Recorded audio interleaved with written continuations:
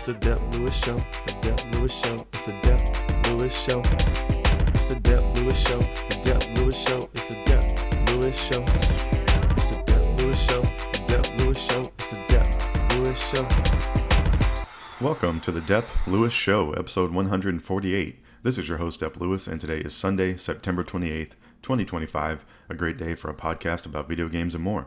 So I hope you're doing great out there in the world, wherever and whenever you're listening to this. Thank you so much for being here. The first order of business is to ask you to follow Dep Lewis Show everywhere. Full episodes of Dep Lewis Show available anywhere you can find a podcast, so find the best place to subscribe and listen weekly. Places like Apple Podcasts, Spotify, Google, YouTube, Amazon Music, and more. YouTube is also a great place to watch me play some games live or check out the videos later. If you would like to support the show even further than just listening, patreon.com/Dep Lewis Show is available if you'd like to subscribe monthly. Also, Venmo at Dep Lewis Show is available any day, anytime, for any amount if you would like to support the show. Today's show will have three sections as always. The first section, I'll tell you about what video games I've been playing since I've last talked to you on this microphone. The mid section, which is not mid in quality, it's the middle of the show, is where I tell you about everything going on around the video game world that you need to know. And the third and final section is the Miscellaneous Talk section. That's a break from all the video game talk. And I usually get into the worldwide world of sports and tell you what's going on to all my favorite teams. And that will be the case today. There'll be no exception there. We're talking sports in the final section. This is another NFL Sunday. Had some pretty good news last week for the Carolina Panthers and a little more hopeful going into this week. And then also my favorite baseball team. It's their final game of the season today. So we'll be talking about that some at the end of the show. But the first thing to get into today is the video games. And what have I been playing since I recorded a podcast last week? And I've had a pretty light week on video gaming. It started off after the podcast last week and early on in the week playing Legend of Zelda Breath of the Wild. So continuing that trend of shrine hunting. I've completed this game, which I've said too many times in this podcast, but I'm also still playing this game, trying to get some more things done in it. And I've been having fun doing that. So I have been looking for more shrines. I've been taking it area by area according to the strategy guide I have. So that's been really helpful in making this a more doable process for myself. So I'm just going along in the guide. There are a lot of shrines in this game. I don't know, maybe not a lot. It's not the majority, but a third of them, a quarter of them, you have to complete some type of quest before you're able to access the shrine. So there's something you have to go do in a town. There's something you have to go do around the shrine. And I'm finding as I'm going through, there's a lot of those. So I'm kind of skipping over those in my shrine hunt, and I'm writing those down. So I've been, having a notepad out, writing these shrines down. I've been organizing my Zelda stuff and having a whole lot of fun with this. I'm just having fun staying in this world, walking around, doing the platforming, picking up some more stuff, going to places I haven't seen before, and even doing some exploring. But I've mainly been sticking to the guide, but I've also just been doing some exploring and been having a really, really great time with this. So I finally ticked over the hour count of Tears of the Kingdom. So Tears of the Kingdom is something I played a lot of, but I've never completed.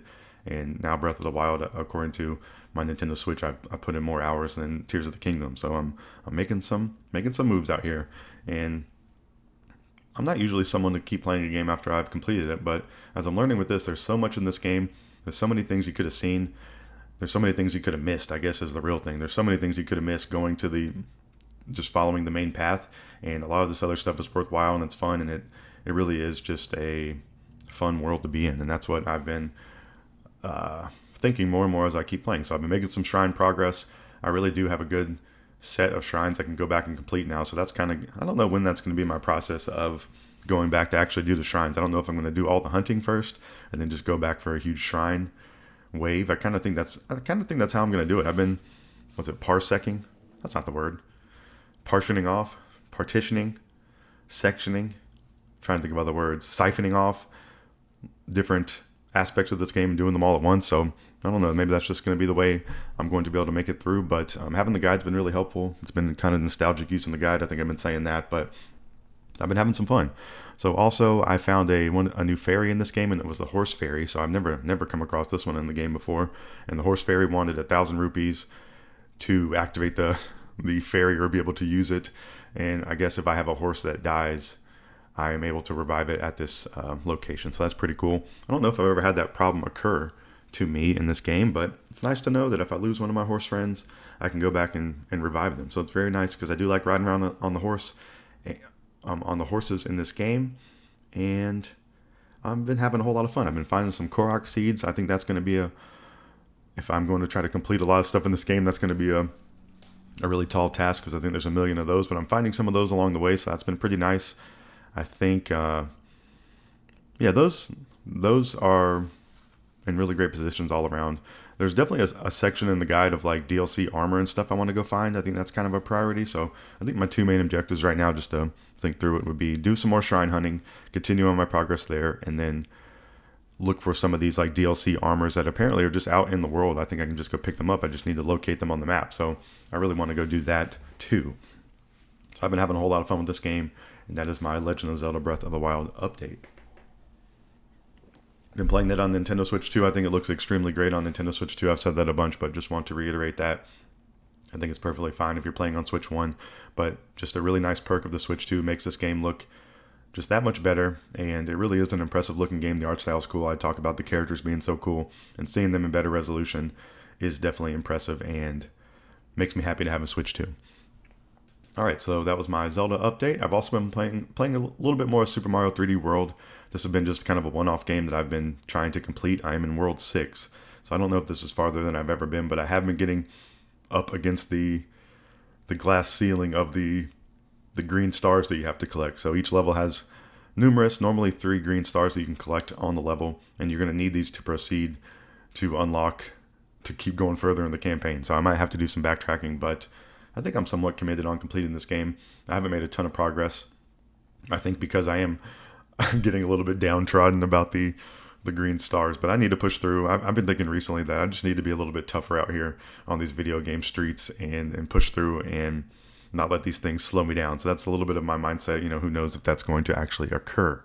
But I've been playing Super Mario 3D World, having a lot of fun with that, and Cat Mario still going up there, or Cat Peach is who I'm playing, still going up there as a really, really great power-up. So I really recommend that. All right, another game. This is something that came out in 2020, something I played back in 2020, and the ever-occurring story on the show, I played some of it and just fell off, and now I'm diving back into it. I've started a new file, that is Ghost of Tsushima. And there might be a reason for me diving back into this at this particular time. We'll talk about that in the mid-section of the show a little bit. But this game's available on PS Plus, so that's how I'm playing it. I subscribed for a month of PlayStation Plus, and I'm trying out the Director's Cut, the PlayStation 5 version. So this game originally released in 2020. I don't know when the Director's Cut came out, but I have been enjoying this so far. And this one has been fun to play in the Zelda way, where the controls are really cool, the world's beautiful, and this one, the graphics are extremely beautiful too. And I guess I'm not like Zelda's aren't, but this is like peak PlayStation 5 graphic fidelity going on, and art style blended in there. This is really, really cool looking, and I would like to play. I don't know. This is kind of on my list of things to play. There is a new release in this series coming out very, very shortly, which we'll talk about in the midsection, but this just has me thinking with some of these new releases, and this is something I've been going back and forth on. Do I go play the old one, or do I start with the new one, or what do I do? Or I'm sure people go through that if a new franchise, if a new game's coming out, you're like, hey, I've never played this before. Do I go back and play the original one? And I think there's probably it's a case by case scenario, but I'm kind of thinking a lot of time, or I guess it's a case by case scenario, and I think this one is maybe a good case to go back and play the original still. So I'm trying that out. I think their games are close enough where you will get a good sense if you like it or not, and then if you want more, there's more available. So I think if you have it's kind of where I'm at a little bit, and I think Zelda Breath of the Wild is a good example of that. If I never had played that, and I just played Tears of the Kingdom, I think I would really be missing out, because as I played a good bit of both of them, and I think I do like Breath of the Wild better, so that could be the case with some of these games as well.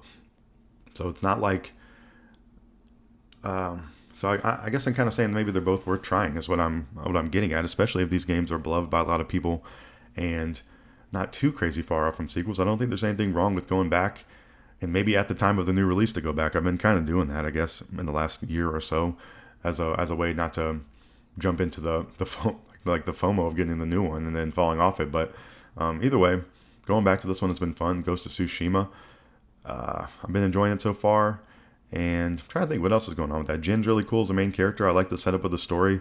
I like the side characters already. I really like the cinematic way the cutscenes play out, and the world is extremely cool. It just feels fun walking around that world, so I think that's somewhat similar to Zelda, and I think this is a game I can play completely without a guide unless I get stuck on some tough boss or something, but I don't think I'm really going to need a guide for any puzzles in this game.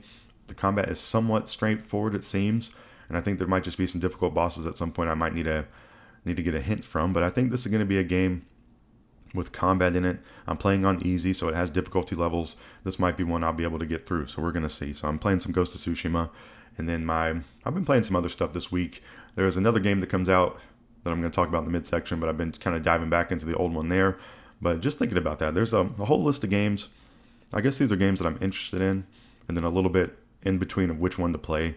And I think most of these games, if I was like to poll the audience here, I think they would probably say, hey, go back and try the first one first, because if you want more of the game, it's available. And then, going back, I just think that would probably be the optimal way. I don't know if going back would necessarily hurt, but it might just not be, you might just not be upping your experience. You might be wasting a little bit in there, I guess is what I'm thinking. And some of those games recently have been Hollow Knight, and then there's Hollow Knight Silksong, Hades and Hades 2, Metroid Prime, and there's Metroid Prime 4 Remastered coming out, Pokemon Legends Arceus, and there's Pokemon Legends Z through A coming out soon. Pikmin is one, where I have Pikmin 1. There's also Pikmin 4 available, which I have too. The Witcher 3 is available. Witcher 4 comes out next year. There's the God of War games. There's the Horizon games. There's Death Stranding, and Death Stranding had a new sequel this year. And I think a lot of people still like the first one. So that's been a little bit of my thought recently of leaning more towards going back and then jumping into the new one. But, with me, my video gaming stuff is always going around crazy, and you never really know. But those have been my general thoughts lately to maybe help me get focused here. But this has been the year of no direction on this show, and I don't think that's helped me focus at all on the video games that I'm playing. So next year, I'm looking at some type of direction for the show. I've had the year of survival horror. I've had the year of the RPG before.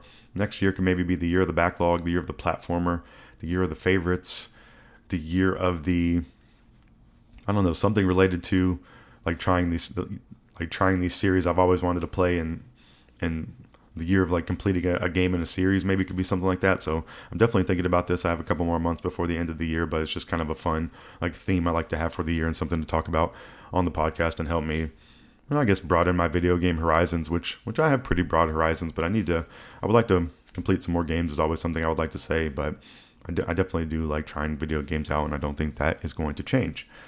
So that's been everything I've been playing this week. Smorgasbord, I don't know if I say that word right, but it's been a little bit of a variety of things this week. Not really too much progress on anything, but I've been playing The Legend of Zelda Breath of the Wild, making some more completionary progress there. I've been playing Super Mario 3D World, and Ghost of Tsushima is something I have started a new file in the past week. I've been having fun with that, so that's what I've been playing on my PlayStation 5. So that's everything going on with me in the video game world. There are a bunch of video games releasing that have released in the past week and released in the upcoming week, so I'm going to talk about that in the midsection of the show. I'm trying to think if there's anything else going on in my video game world that I want to tell you about. I've just been enjoying my Switch 2 a whole lot, and I've been enjoying my PlayStation 5 a little bit more. I've been needing to show a little bit more love to my PlayStation 5 because I've been really focused on the Switch. So because I've actually completed a good bit of games on the PlayStation 5, and for I guess kind of more so on the PlayStation 5 side of things, but kind of catching up on PlayStation 4 things. So I need to tap into that well a little bit more myself. So that's everything going on with me. But I'm going to wrap this section up, and we are going to take a quick break. You're going to hear some lovely break music, and then we're going to come back for the midsection of this show where I tell you about everything you need to know going on around the video game world. And it was a pretty good news week. There's a bunch of releases. There was a bunch of details and information announced about video games, so you definitely want to listen to it. So go heat up your coffee. Go, get your dog ready to go for a walk. Go for a car ride. Go to whatever you want to do to play a video game. You can listen to this while you're playing a video game, but do something to enhance this experience or to accompany this experience. I guess what I mean. I'm just being very stupid right now, but please come back for the midsection after this.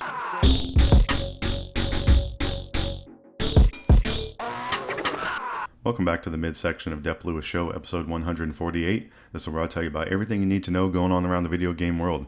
And this was a pretty great week of news and information and releases, and next week as well. So this is a great time to be a video gamer, I would say. So the first thing I want to talk about was the PlayStation State of Play that took place last week. It took place on Wednesday, September 24th. It was more than 35 minutes of reveals and news from developers around the world. I heard a few people out there saying the 35-minute time length is a perfect time for a showcase. I think less people maybe like the hour-long ones. I definitely don't mind them, but I was just I was hearing that out and about, so something interesting just to point out there and see if that's maybe true across the world out there, but who knows. But PlayStation State of Play brought out the big dog. something I've been really wanting to see, something I've been really excited about. One of my most anticipated games for sure.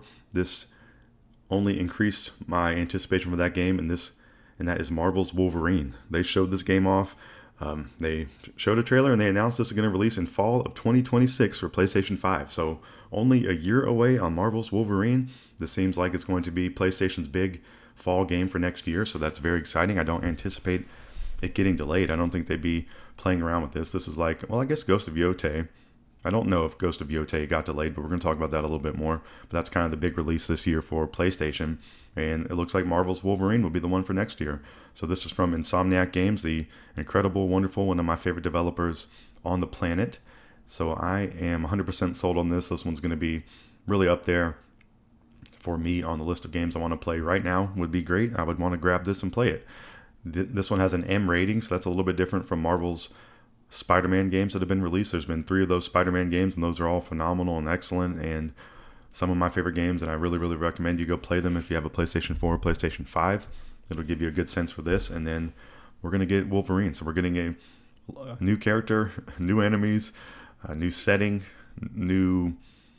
some new like mobility stuff. The combat looks kind of similar, but with the Wolverine touch, but it looks like it's going to be the same kind of the combat in Spider-Man is really, really fun. It's not too complicated, but it's just complicated enough where it's fun and you feel like you are mastering it as you go. And there are different difficulty levels, and this will probably be the same. But Marvel's Wolverine is looking so good. In this game, they're touting it to be bold, resilient, and volatile. Wolverine is a character that all of us at Insomniac are thrilled to explore in collaboration with our friends at Marvel Games and Sony Interactive Entertainment. Like our Marvel's Spider-Man franchise, we're once again combining our superpowers to deliver an original take on a beloved character based on Marvel Comics.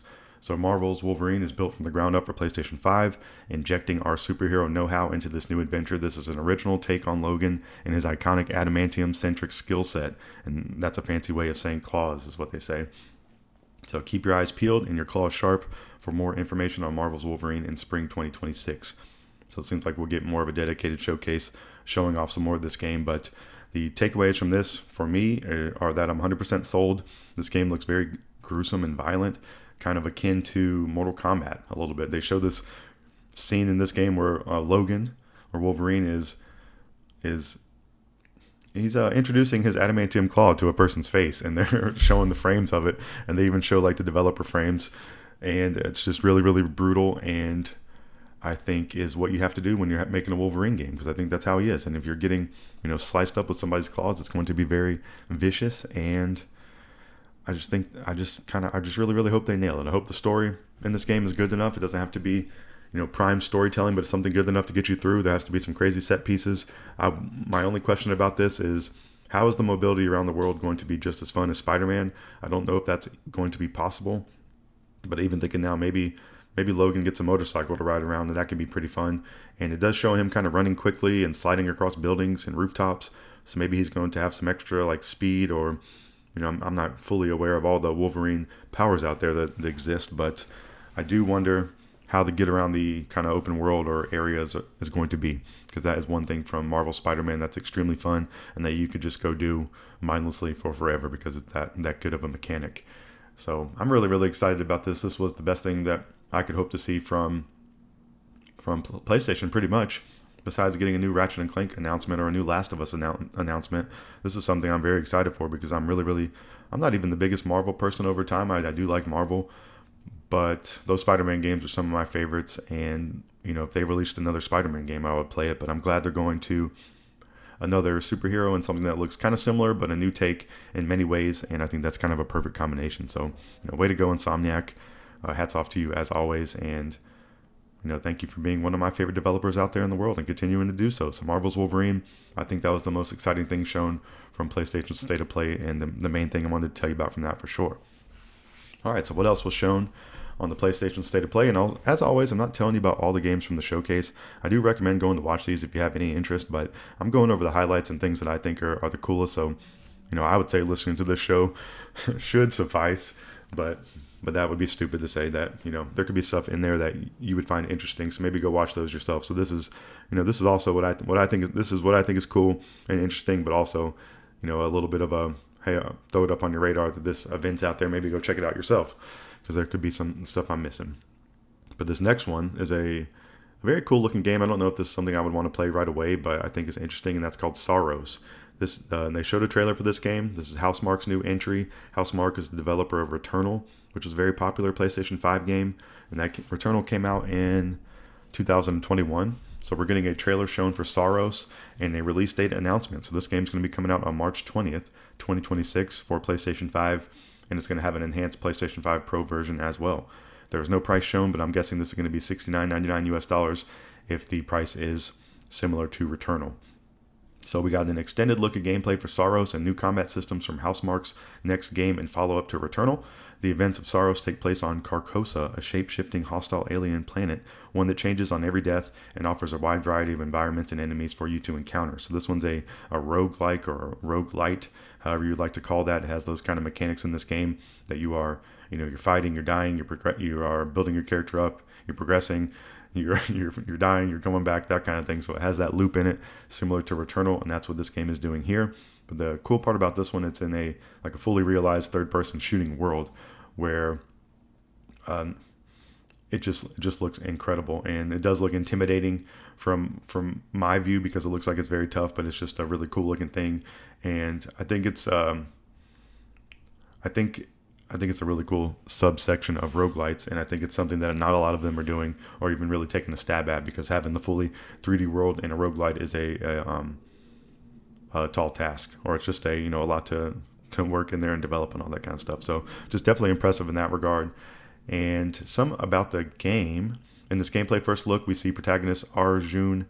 I'm not going to be able to say this name correct. Dave Raj, but maybe Dave Raj is correct. Exploring the planet as a total eclipse nears. Along the way, he finds Nitya Chandran, one of the ensemble cast and a key character. The stunning environment Arjun explores is that of a lost ancient civilization fueled by the twisted enlightenment of the eclipse. This is just one of the biomes their team is creating. So the worlds and the environments and the biomes in this game are extremely impressive and really, really cool to look at.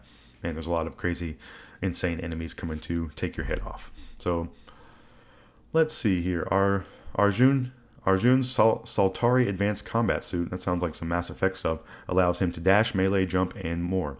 At the start of every run, you will select your loadout from a mix of Saltari human weaponry and Carcosan alien weaponry. In this video, Arjun is using the Saltari Phosphorus shotgun to defend himself and melt the hostile machines housed in the Lost Ancient City. You can expect spectacular bullet patterns from enemies and brutal weapons to use, which fuel the sci-fi fantasy.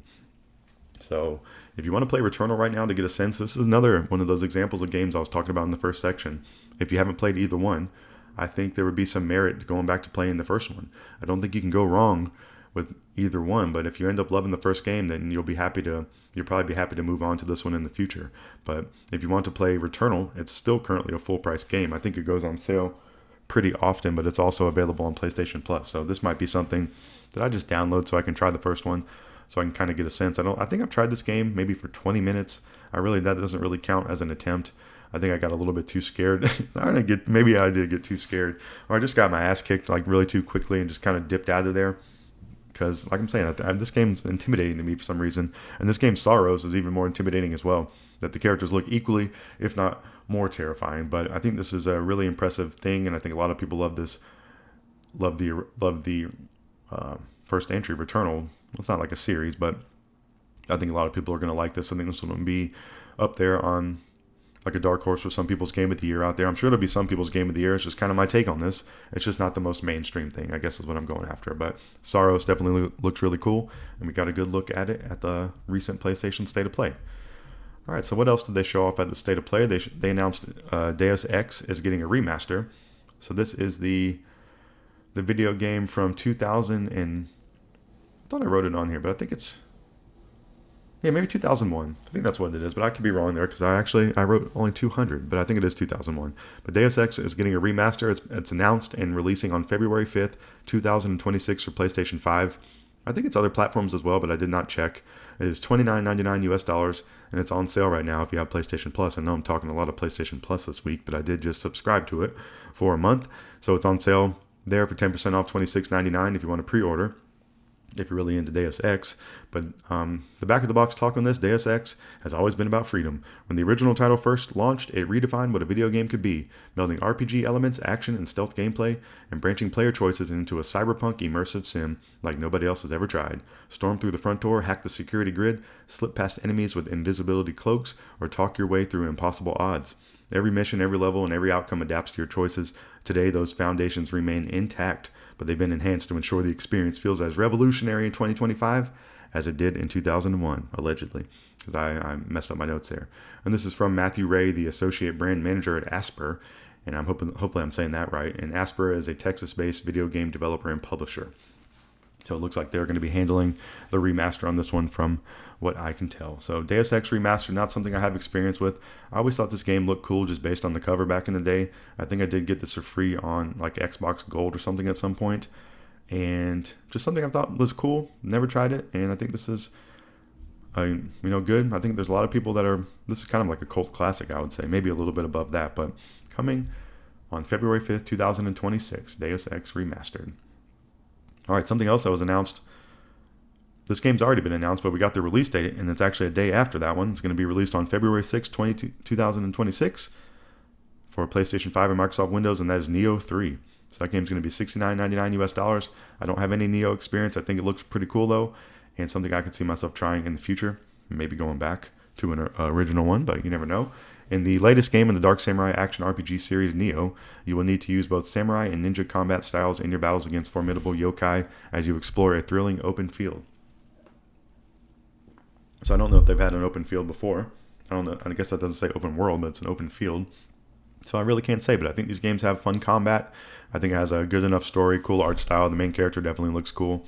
And this one's developed and published by Koei Tecmo. Nioh original was 2017, and Nioh 2 was 2020, so a relatively new franchise. So nice to see. It's nice to see them, still going here. It's been successful enough to get a sequel, and I think that is really great because not everything needs to be, the 14th game in the series. This one has started, relatively recently. I don't think it's been the most successful game, but it's been successful enough to make more of them, and I think there's room for all of these types of entries in the video game world, and I think it's pretty cool. So Nioh 3 release date announcement for February 6, 2026. And so we're going through the Sony State of Play. They also announced the Dynasty Warriors 3 Complete Edition Remastered. This game is coming out multi-platform, but it was announced here. It's going to release on March 19th, 2026 for PlayStation 5, Switch 2, and 1. So it's going to be a Switch 2 version, which is cool, and Switch 1, which I guess is interesting. Xbox Series X, S, and Steam. There's no price shown currently. I have no Dynasty Warriors experience myself, but it's a long-running franchise. And this one, they're touting a warrior worth 1,000 reforged. So I think that's pretty cool. If you were one warrior worth 1,000, I think you'd probably feel pretty cool.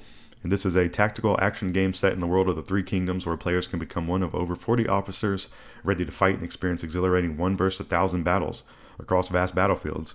This remastered version preserves the core experience of the original, which was first released in 2001. So see, I could be crossing my brains there on Deus Ex when that got released. Maybe Deus Ex is more around the 360 era. I don't know, though. I don't know. That's one I got to look up after this show, I'm sure. But this one, Dynasty Warriors 3, first released in 2001 for sure. The title established many series staples, including the true Muso, 2-player simultaneous play, and the officer development. I guess I wrote 2-player. I'm really off my game today with my notes. Simultaneous pay. I think it's play in the officer development system. So Dynasty Warriors 3 Complete Edition Remastered. I was watching Giant Bomb do the talkover of the State of Play, and they had Dan Reichert's sister Kayla on there, who's also she's a Twitch streamer, Team Kayla, so go check her out. And she is a huge Dynasty Warriors fan, and I guess Dan was calling her during this, and then Kayla was on the voicemail dump truck. So if you haven't ever heard of Giant Bomb, I've talked about them a lot before, but they had some pretty good content this week, and shout out to Kayla out there getting a game she's been excited for, Dynasty Warriors 3 Complete Edition Remastered. All right, so what else has been announced at the Sony State of Play? I don't know if this game has been announced, but we got the release date for it, and that is Halloween. And yes, that's not the movie. This is a video game, but it is based on the movie. So the movie is from 1978, and this game is going to release on September 8th, 2026. So this one's a long way away. It's pretty surprising that this is not available for this year. This one's really getting you hyped for next Halloween, but hopefully it's going to be, up to the quality of this long wait and kind of an unusual release date announcement, I would say, for the timing. But either way, I've seen Halloween. I'm not really a scary movie person. I saw this when I was a kid, 13 or something, and it definitely scared me. And I've said on the show, I'm kind of a chicken, and this is one of the only horror movies I've seen. I think it definitely lives up to the hype of being a classic. I think it's definitely scary, and I don't know if I could see myself playing this game. I don't know if I'd go back to the Halloween well, but you never know. Excuse me. All right, so Halloween, though. This is developed and published by Ilphonic, I believe is the name. And on Halloween night, 1978, no one is safe from Michael Myers, become the boogeyman, or fight back against the face of evil itself in Halloween. The original movie released October 25th, 1978, and I think that's pretty cool that they were talking about Halloween 1978 in the movie. I think that's a pretty cool thing. And I guess they do that sometimes in modern horror movies. They try to make it in the current year. But what a monumental, kind of epic, classic release of having this out and being so spooky, and also being like 50 years ago or however long that is.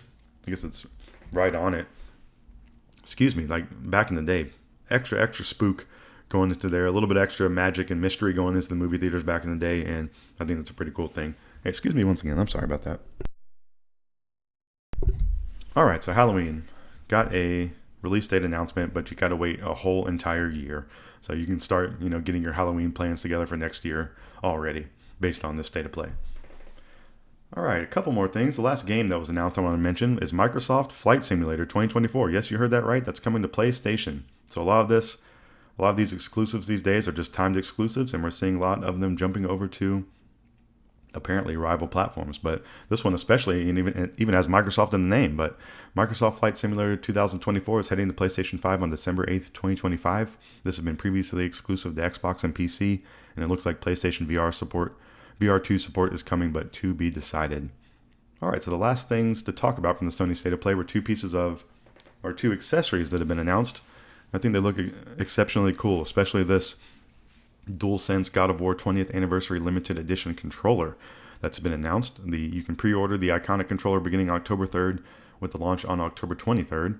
It is $84.99 US, so definitely expensive, but if you are looking to get a second controller for your console, or if you've been looking for one or wanting to get one, this could be a perfect opportunity to finally spend all that cash and get one that's extremely cool. So this is designed to evoke the legendary Ghost of Sparta's ashen skin and scarlet tattoo.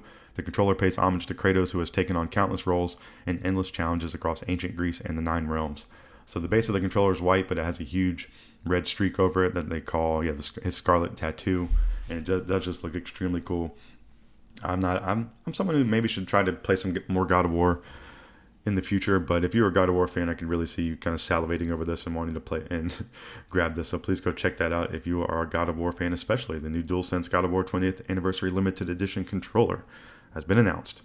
And the other accessory that they announced in the state of play were the Pulse Elevate wireless speakers. So we got the first look at the newest addition to the lineup of PlayStation audio accessories, which really does remind me that they do have a pretty good lineup of audio accessories going on nowadays, from wireless to wired, and they have all sorts of stuff. Pulse Elevate builds open the immersive next level gaming audio experience we introduced to players with the Pulse Elite wireless headset and Pulse Explore wireless earbuds, combining powerful technologies like planar, magnetic drivers, and PlayStation Link into new form factors for players to experience with their favorite games. As the first wireless speakers developed by Sony Interactive Entertainment, Pulse Elevate fits seamlessly in a PlayStation 5 PC or Mac desktop gaming setup and can be enjoyed on the go with the PlayStation Portal remote player or smartphone. The wireless speakers feature exceptionally lifelike audio, ultra-low latency, and lossless PlayStation Link wireless connectivity. There's no price shown, but these are going to launch in 2026. I think they definitely look cool. I think it's pretty crazy that you could have your own wireless speakers hooked up to your phone. If you had like a backbone on your phone playing PlayStation Portal, or even if you had your PlayStation Portal, you can be having your really nice speakers there with you and just take your gaming setup wherever you'd like to go. So I think that's pretty cool just in theory. I don't know if I'll be a use case for this, but I do like that you can also use them with your PC or Mac setup. That could be kind of enticing. And I have my PlayStation 5 here next to my computer, and if I was to plug it into my monitor, I don't have speakers, so that could be a nice solution to getting some speakers for my PlayStation 5. But I think you can also just buy other Bluetooth speakers. But it just did at least get my brain going of, hey, maybe I would like that one day. So at least they've they haven't made a sale, but they've made a fraction of a thought of a sale here a little bit. I'd be interested to see what the price of these are going to be. I think they're pretty premium, so I would expect them to be expensive. And I will definitely keep you up to date on that on this show once, I find out what the price is. So let's see here. I think that's everything from the state of play I wanted to talk about. That were the things I thought were most cool and wanted to highlight. So PlayStation State of Play took place last week. We talked about Marvel's Wolverine. We talked about Saros. We talked about Deus Ex Remastered. We talked about Nioh 3. We talked about Dynasty Warriors 3 Complete Edition Remastered. And we talked about Halloween and Microsoft Flight Simulator 2024. We talked about the DualSense God of War 20th Anniversary Limited Edition controller. And we talked about the Pulse Elevate wireless speaker. So a whole lot of good stuff from there. I think back to the beginning, I think the Wolverine showcase and section of this state of play was the most impressive and cool and exciting part of it for me. And they could show no more of that game to me and I would be ready to purchase it. I hope it doesn't get delayed, and I hope I'm playing it this time next year. So that's everything from the state of play, but there's been some more news from the last week I want to tell you about. I want to get into a couple news, mainly just games. So there was Tokyo Game Shows going on right now. I think there's been just a lot of more like third-party games shown off. I don't think there's been any huge announcements that I've seen, but there was the Xbox Tokyo Game Show 2025 announced Forza Horizon 6. This is something that's been rumored for a couple months now. This is going to be coming in 2026. It's going to be Xbox exclusive for a bit, so I think that's pretty cool and interesting. That's going to be the first time one of these is releasing with an exclusive time frame and then coming over to PlayStation and PC, because we just saw Forza Horizon 5 come to PC this past year. But in Forza Horizon 6, you can discover the breathtaking landscapes of Japan and become a racing legend at the Horizon Festival. So this kind of leaked that Japan was going to be the setting, but I think this is kind of one of the most cool settings they could possibly have. A little bit of Tokyo Drift going on. Forza Horizon 5 was 2021. It was set in Mexico. I think that is a 5-star awesome video game.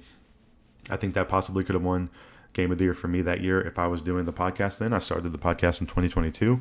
But Forza Horizon 5 and all the Forza games, I really, really love them. They're one of my favorite running franchises going on right now. As someone who does not have an Xbox Series X anymore, I'm also excited that these are coming to PlayStation, and it's going to be unusual playing a Forza game for the first time on PlayStation. I've thought about picking up Forza Horizon 5 and replaying it on PlayStation, but this will be the perfect opportunity for that event to happen, of trying an Xbox franchise on a PlayStation console just for the novelty of that. So very excited for that. That one's definitely up there for next year, going to be on the list of games for my favorite game of the year if it does come to PlayStation 5 next year, and will definitely be a contender for me because I'm a huge Forza fan. All right, so definitely keeping with the Xbox theme here, they have announced the price, and the pre-orders have opened for the ROG Xbox Ally and the ROG Xbox Ally X, which is the more beefier version. So the price has been revealed and the pre-orders opened on September 28th, 2025. So that's actually today. The pre-orders are open. This console is going to release on 10/16/2025, so only just a couple weeks away. Pretty crazy.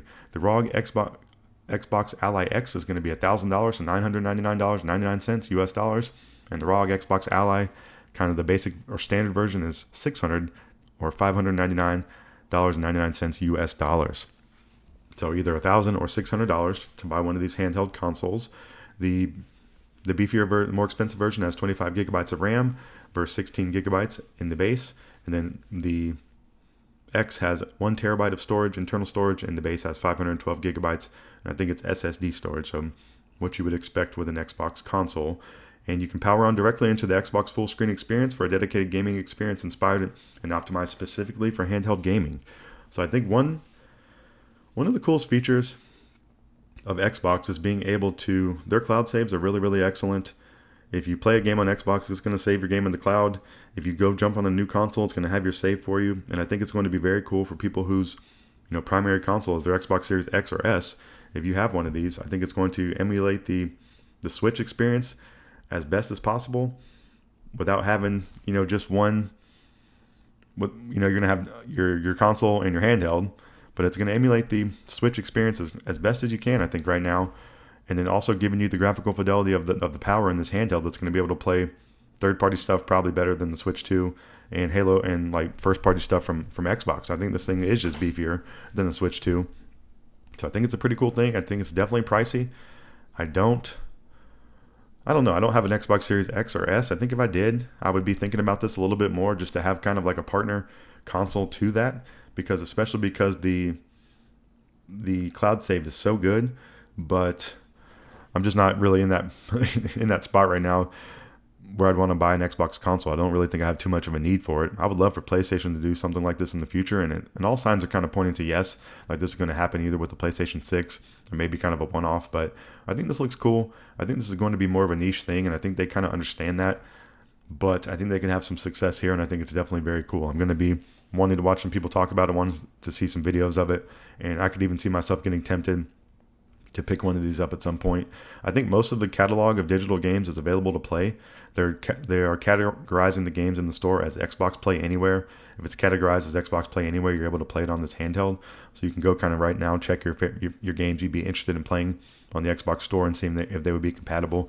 I'm assuming it's like a wide majority of games on the Xbox Store. I bet there's not a lot that aren't going to be Xbox Play Anywhere, but just go double check that, and that could, I looked up Persona 3 Reload, one of my favorite games I'm trying to make progress in recently, and it is Xbox Play Anywhere. So I think that I think it just has me thinking a lot of games are available on there, and I think it's going to be a pretty cool device. So the Xbox Ally, the ROG Xbox Ally, available for pre-order today if you're listening in real time, and actually is going to release on October 16, 2025, but you got to pay $600 or $1,000 to get one. So very, very expensive. All right, to end this mid-section, I want to tell you about some games that have been released, and then I want to tell you about some games that are coming out in the upcoming week. So in this past week, we've had some releases, and some pretty killer releases. This is going to be an insane month. If you look at October on the video game calendar, there are maybe 20, 25 games that are like worthwhile of like having some interest in. It really is pretty crazy. But this one released last week, and that's Hades 2. So this is one of those games I was talking about in the first category of, hey, do I go back and play some more Hades 1 or do I jump into Hades 2?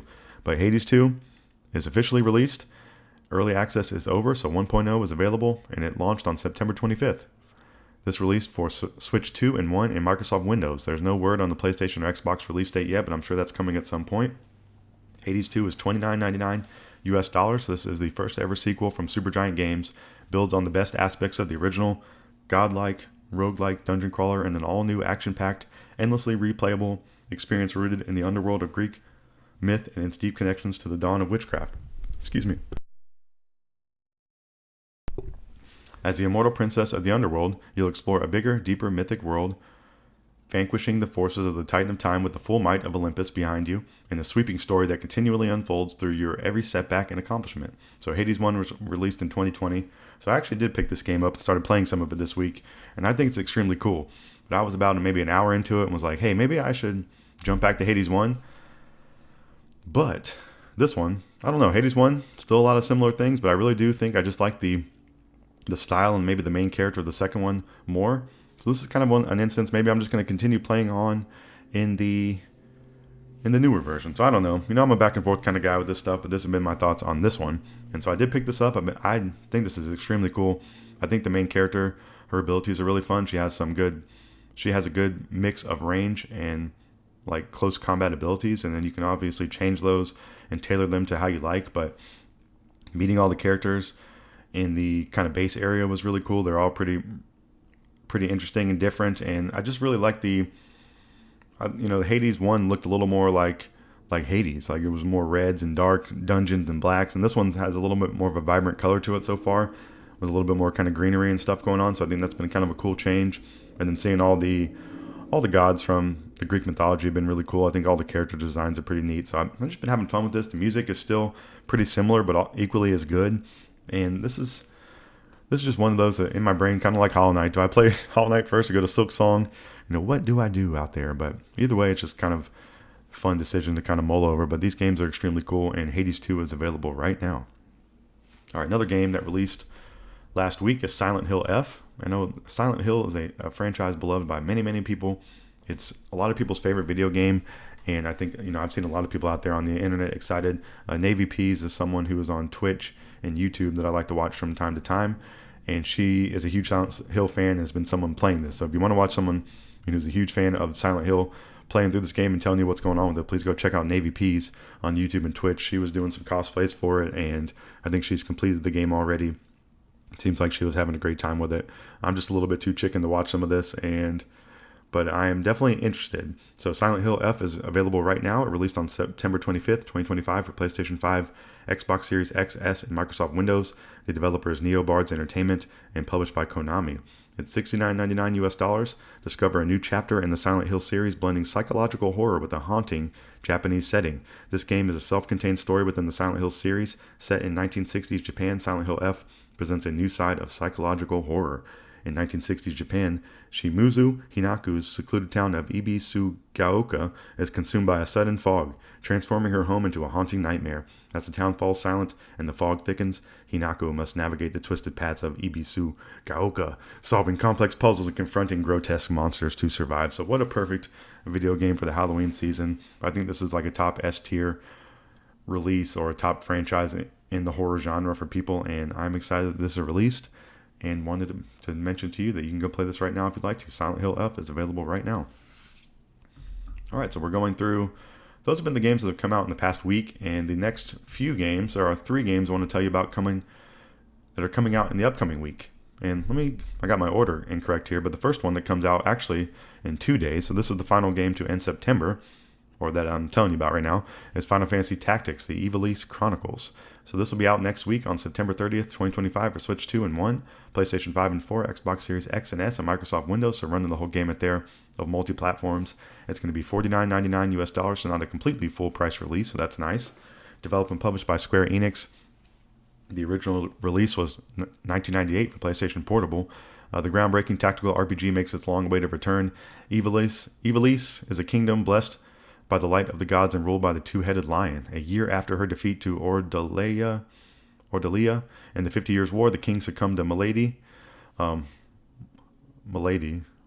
I believe that's how you say it. I know it's like a sickness or an illness, leaving a mere boy of two to ascend the throne. Lead your party in exhilarating encounters where strategic positioning and forward planning determine the outcome. Use the varied terrain of 3D battlefields to your advantage. Skillfully manipulate the turn order, and victory will be yours for the taking. So in this package, Final Fantasy Tactics, the Ivalice Chronicles, you get 2 versions, the enhanced and the classic, which I think is very nice. In these remastered editions, I love when they give you the option to play the original and then also the newer version. But with improved graphics, fully voiced dialogue, and refined gameplay, the enhanced version provides the perfect way to immerse yourself in the world of Ivalice. And I hope I'm saying that right. Along with the fine-tuning of several features and battle mechanics, the inclusion of the more accessible Squire difficulty setting makes the enhanced version an excellent starting point for first-time players. The classic version unites the graphics and gameplay of the original 1997 version, and I said 1998 earlier on the PlayStation Portable. So maybe this, and I was wondering, maybe it was released on PlayStation 1 or 2.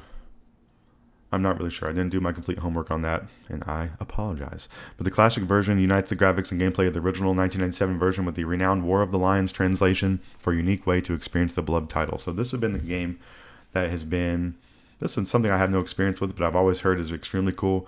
I've heard that it's a lot of people's favorite Final Fantasy game, and I heard it's different from a lot of the mainline games. So I think it's pretty cool. And I completed Final Fantasy VII Remake, the first of those 3 that are being released, that big trilogy. So I definitely have my foot in the door to the Final Fantasy side of things and would like to play some more of it. And I really do enjoy the music from these games. I was listening to the Final Fantasy VII soundtrack this morning, actually. But Final Fantasy Tactics, the Ivalice Chronicles, will be out next week on September 30th. All right, and then getting into the beginning of October, there's a couple games being released on October 2nd, so that's next week, if you're listening in real time, that I want to mention. The first one that I did mention a bit earlier is Ghost of Yotei. That's actually out next week. Sucker Punch's new Samurai Combat video game out next week on October 2nd, 2025 for PlayStation 5. And there's also a PS5 Pro Enhanced version. But this game is $69.99 US for the standard edition. And they really broke it down here of why you should play in their notes. I appreciate them for doing that. And there's 3 reasons why you should play Ghost of Yotei according to Sucker Punch. They have dynamic combat, engage in melee and range combat while building an exciting arsenal of weapons, train with masters to learn how to use new gear, hone your skills, and forge your own playstyle. Another reason you should play is an unconventional story. Go beyond the bloodshed to discover a story of healing as you journey with Atsu, the main character, to forge a hopeful new future. On the way, meet a diverse cast of characters, each with their own talent and motivations. And the final reason you should play, according to Sucker Punch, is the edge of Japan. Take in the perilous, picturesque lands around Mount Yotei, from wildflower fields to snow-capped ridges and beyond. Travel on foot or horseback and discover a range of optional activities to enhance your abilities. So this game is visually stunning in the most extreme sense of that word. This game looks incredible. Even the Ghost of Tsushima looks amazing. So please go check this out, even if you just want to see what beautiful video games and with cool graphics and art styles are looking like in modern times. Please go check out this franchise. And if you want to play Ghost of Yotei in the upcoming week, you'll be able to do so on October 2nd, 2025. All right.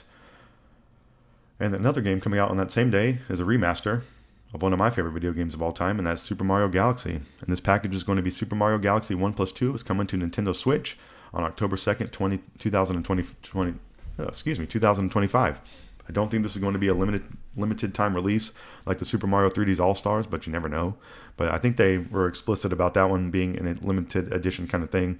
I don't think they mentioned that here, so that is just hopefully a little bit more comforting out there to us consumers. But Super Mario Galaxy 1+2 out next week, October 2nd. It's $69.99 US for the physical digital version, or you can buy the game separately digitally for $39.99 US. I do believe the Super Mario Galaxy 1 in this version is apparently better than the one in 3D All-Stars. I was a little bit confused on that myself, because I was like, hey, maybe I'll just buy the digital version of 2 since I already own 1 on the 3D All-Stars version, but it does seem like this is going to be the best version of the game. So I think it's a different SKU.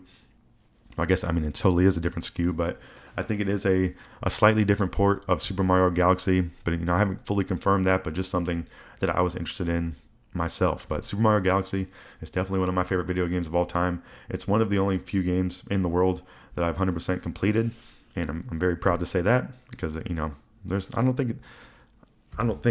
can't really think of any other games I've 100%ed. So that's one of the fabled games in my video game history that I really do love. Super Mario Galaxy 1 was 2007, and Super Mario Galaxy 2 was 2010. So travel the stars with Mario and enhanced versions of these beloved adventures with enhanced resolution 1080p on Nintendo Switch or 4K on Nintendo Switch 2, improved UI, extra storybook chapters, a new assist mode, and more. Super Mario Galaxy and Super Mario Galaxy 2 are out of this world.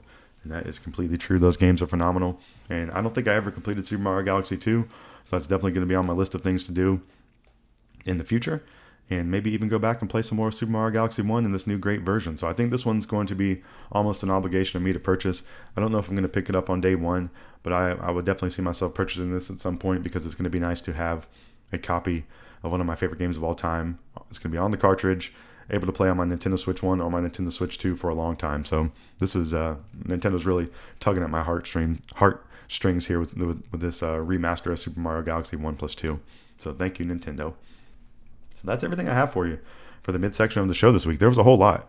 Like I said earlier, it's a great time to be a video gamer. We talked about the Sony State of Play, or PlayStation State of Play. We also talked about, let me go down my notes here. Forza Horizon 6. We talked about the ROG Xbox Ally. We talked about Hades 2. We talked about Silent Hill F, Ghost of Yotei, Super Mario Galaxy 1+2, and Final Fantasy Tactics, the Ivalice Chronicles. Those games were a little bit out of order there at the end, but those were all the games that we talked about that have been released. Some of them have been released in the last week, and some of those are coming out in the upcoming week. And then all the rest of the weeks of October have video games too. So I will be keeping you up to date with that each week as we go through this crazy time of video game release on the video game release calendar. So please, always just listen to the Dep Lewis Show. It would be very nice of you to do. So that's going to wrap up the midsection of this show.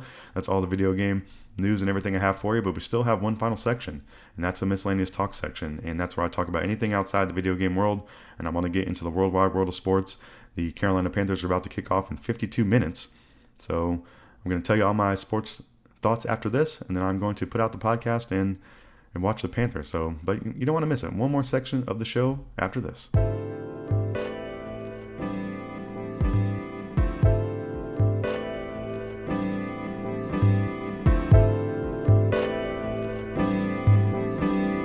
Welcome back to the final section of Dep Lewis Show, episode 148. This is where I can talk about anything I want to outside the video game world.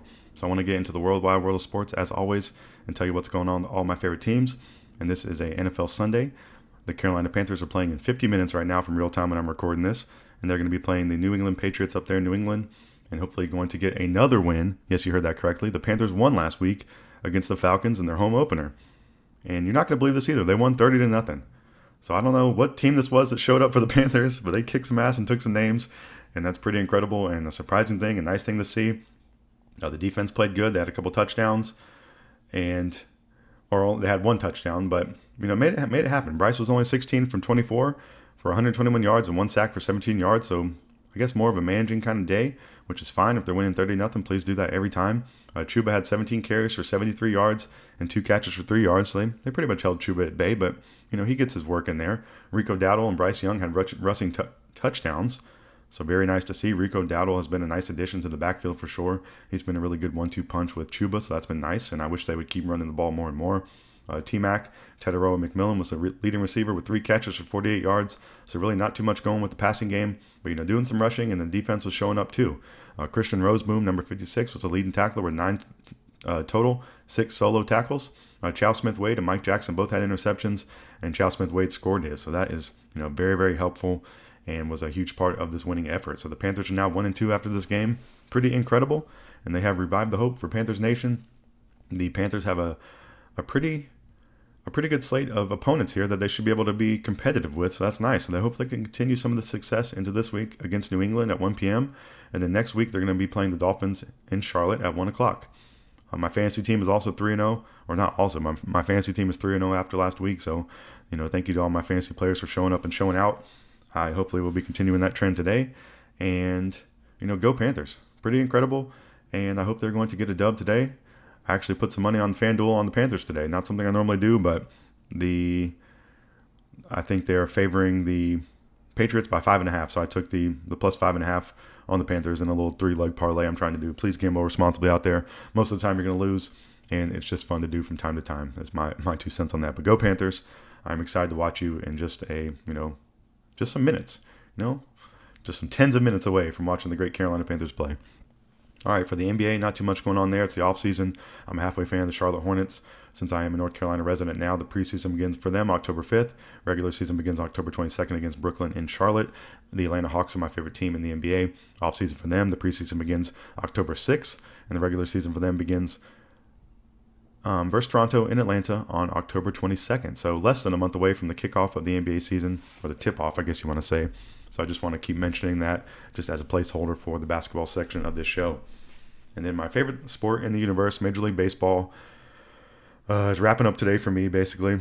My favorite team, the Atlanta Braves. This will be their final game of the regular season today at 3:15 against the Pirates. Charlie Morton is actually pitching. The Braves have signed him in the last few weeks, and he's going to be pitching the final game for the Braves. So he's definitely one of my favorite players on the Braves in the last handful of years, and I'm glad to see him back. And if he wants to pitch next year, you pay Charlie Morton some money, Alex Anthopoulos, and you let him pitch for the Braves next year. We need some starting pitching, and we need horses in that stable. And that was a huge error, a huge reason for this season going so poorly. But since last week, the Braves played the Tigers in Detroit at 1:40 to wrap up the week, and the Braves won 6-2. So when I looked, they were officially eliminated after this game.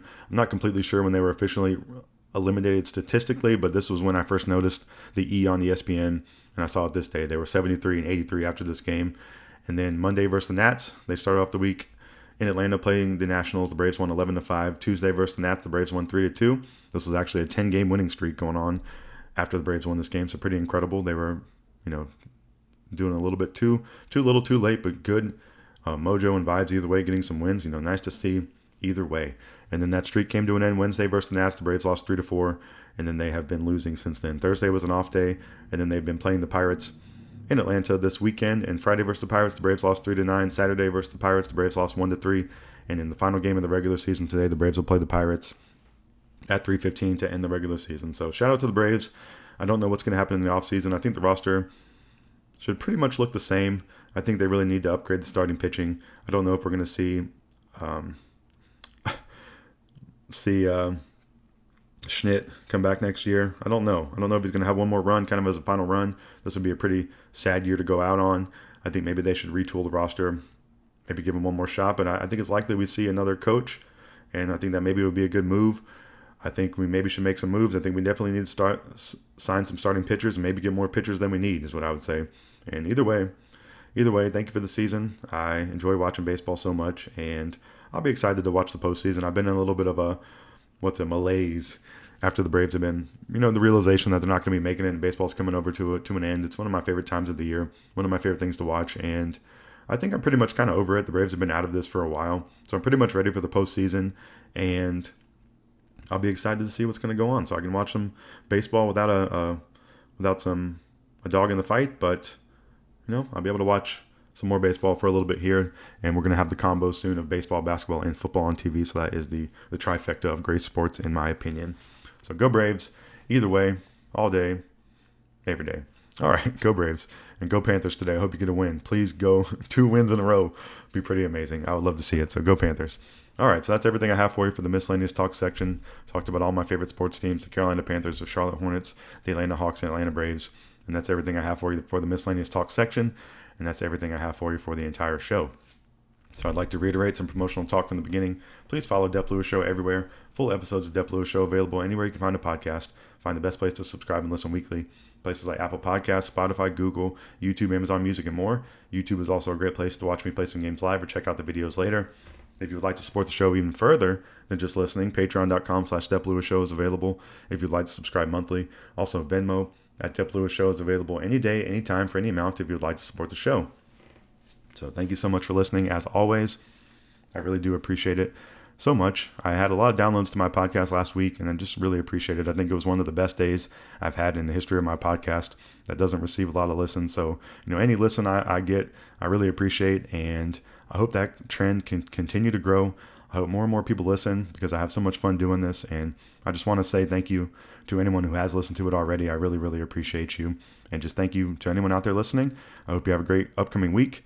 I hope some wonderful things happen to you. I hope things are going well for you. I hope that continues. If things are going poorly, I hope that changes. I hope you get to play some of these amazing video games coming out. I hope you get to have some time off work. I hope you get to eat something good. Hope you get to see some family or friends. Hope you get to see a cute animal. I hope you have a wonderful week out there in the world, wherever you may be. And I also hope you come back and listen to another episode of Dep Lewis Show next week, because that's where I'll be. And I will talk to you next time. Goodbye.